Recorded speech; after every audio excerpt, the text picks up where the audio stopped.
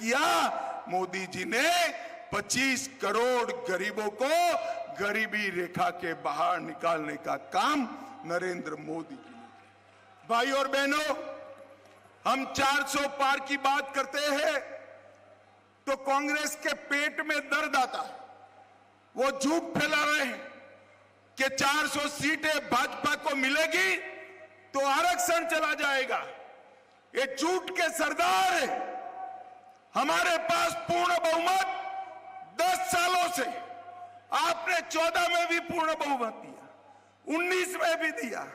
हमने बहुमत का उपयोग आरक्षण हटाने के लिए नहीं किया। कांग्रेस वालों, आपको बहुमत मिला, आपने इमरजेंसी डाली थी। हमें बहुमत मिला, हमने 370 को समाप्त कर दिया। हमें बहुमत मिला, हमने राम जन्मभूमि पर मंदिर बनाया। हमें बहुमत मिला, हम हिंदू, सिख, बौद्ध शरणार्थियों को नागरिकता देने के लिए सीए लेकर आए। और भाई, कोई माता ताली नहीं बजाएगी, सिर्फ भाइयों ने ताली बजानी है। हमें बहुमत दिया तो माताओं बहनों को 33% आरक्षण देने का काम ये भारतीय जनता पार्टी ने किया। हमने बहुमत का उपयोग गरीबी को हटाने के लिए किया, देश को सुरक्षित बनाने के लिए किया। हमने बहुमत का उपयोग अर्थतंत्र को 11वें नंबर से 5वें नंबर लाने के लिए किया। और राहुल बाबा, झूठ मत फैलाओ, कान खोलकर सुन लो।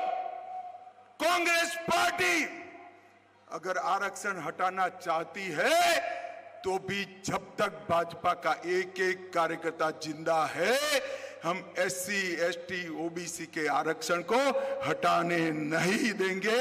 ये मोदी का गारंटी। ये झूठ फैला रहे भाई और बहनों, इन्होंने इस देश में झूठ फैलाने का काम किया है।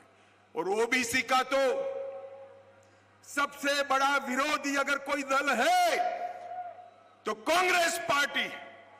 काका साहेब कालेलकर कमीशन का रिपोर्ट को गायब कर दिया, मंडल कमीशन की रिपोर्ट को अमल नहीं किया।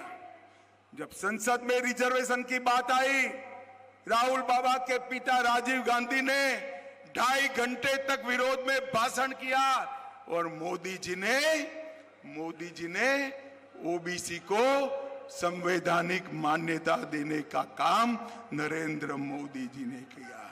देश के सभी केंद्रीय इंस्टीट्यूट में हमने OBC को 27% रिजर्वेशन देने का काम किया।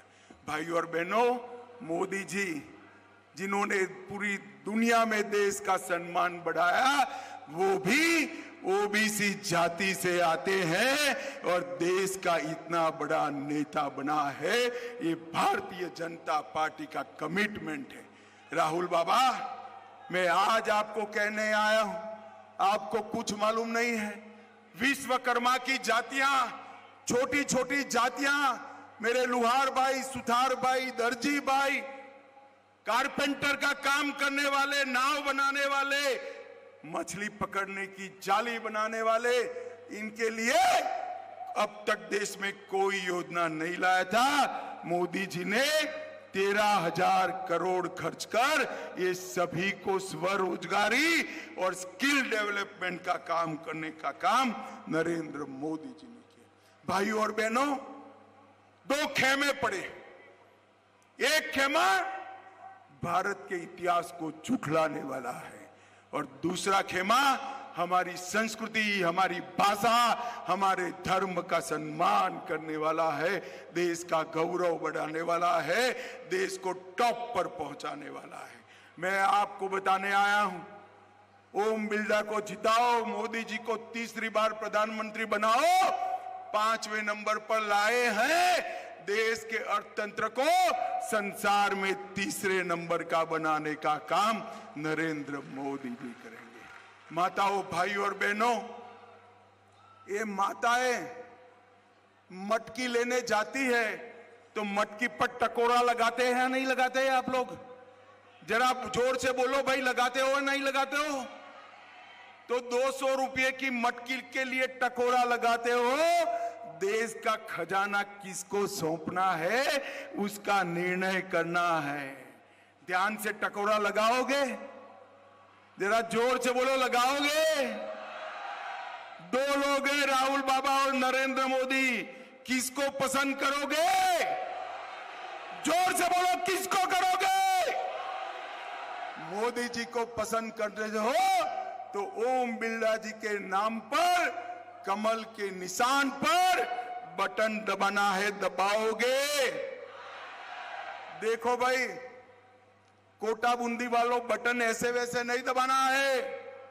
बटन तो आप कोटा बूंदी में दबाना, कमल के निशान पर, मगर इतने गुस्से के साथ दबाना कि इसका करंट इटाली में जाकर लगे।